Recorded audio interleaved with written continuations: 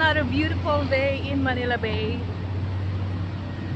It's 11 o'clock in the morning and today is Friday. Mag-update po tayo. Laging natataon na bawat punta namin dito tanghaling tapat, kaya hindi gaano matao. Grabe ang init.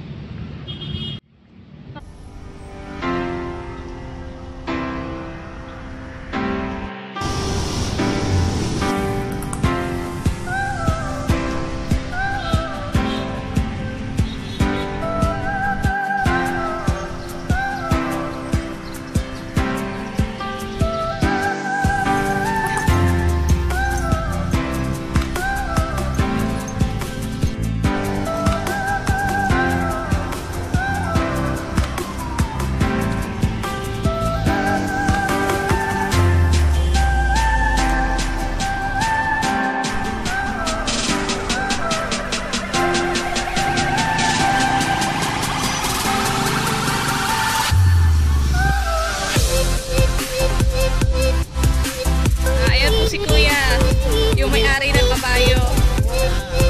Ayan, yung nasakyan namin last time. Guys, yung mga nahukay na buhangin, ang dami. So, kailangan din tanggalin yung bakod para di makaabala sa pagtatrabaho nila. Ayan po yung mga bakod, makikita nyo. Ayan.